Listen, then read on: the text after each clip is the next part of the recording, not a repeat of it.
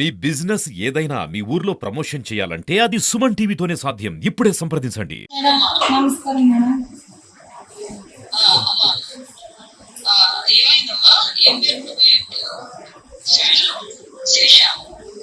మాది నారాయణపురం మేడం.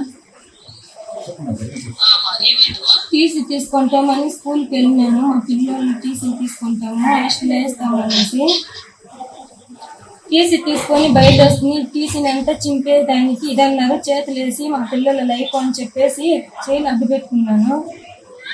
నా చైన్ రెండు వెనక్కి పట్టుకొని చీరలు అంతా లాగి నడి రోడ్డు పైన ఈడ్చుకొచ్చి వాళ్ళ ఇంటి ముందు కట్టేసుకున్నారు. 80,000 పుస్తకము. నేను సంతకం పెట్టి 80,000 తీసుకున్నా. సంతకం పెట్టేదానికి కారణము నా మొగుడు నన్ను నా దగ్గర ఉండొద్దు, సైన్ చేయకపోతే నా భార్యగా నా కష్టం అర్థం చేసుకోకపోతే అని భయపెట్టేవాడు. ఇంట్లో ఉండేటప్పుడు భయపడి నేను సంతకం పెట్టేసినాను. నా కొడుకు మేడం వీడిని ఎత్తుకొని తీసుకొచ్చినాను.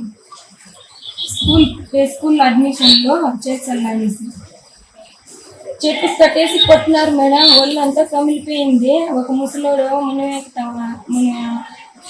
వెంకటలక్ష్మి, మునికెన్నప్ప, జగదీశ్వరి, రాజా చాలా దారుణంగా మాట్లాడినాడు మా ఆ ముసలోడు. వాళ్ళ కొడుకు ఈడ్చి వద్దు, పెద్ద న్యూసెన్స్ అయిపోతుంది, కట్టుకండి, నేను లేడి, నా పిల్లల కోసం నేను బతకాలి, మాకు ఎవరు లేదు.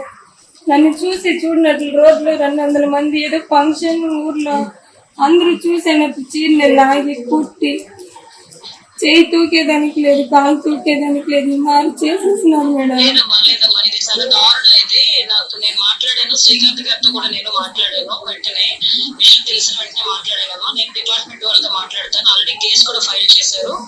వాళ్ళని కూడా అరెస్ట్ చూపిస్తారు. వాళ్ళకి కేసు కూడా ఫైల్ చేశారు. మీకు కూడా ఏం లేదు, నువ్వు కంగారు పడకు, గవర్నమెంట్ నీకు అండగా ఉంటుందమ్మా. ఊర్లోకి పోయేకి వచ్చేకి లేదు. భూమి ఏదైనా ఉంది అంటే అది కూడా పాస్బుక్లు అది ఇది చేసుకున్న డబ్బులు పడుతుంది. వాళ్ళ భూమి కూడా ఏది లేదు మా పేరులో. ఉండేదానికి ఏదో ఇల్లు కట్టుకున్నాం.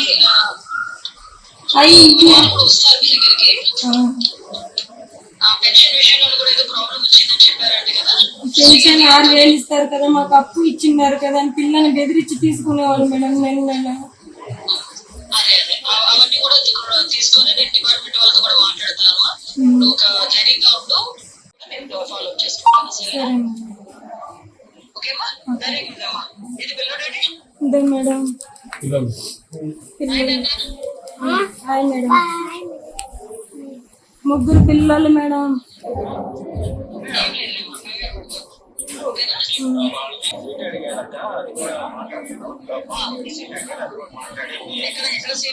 మాకు మోడల్ స్కూల్లో సీట్ కావాలి మేడం. మా పిల్లలు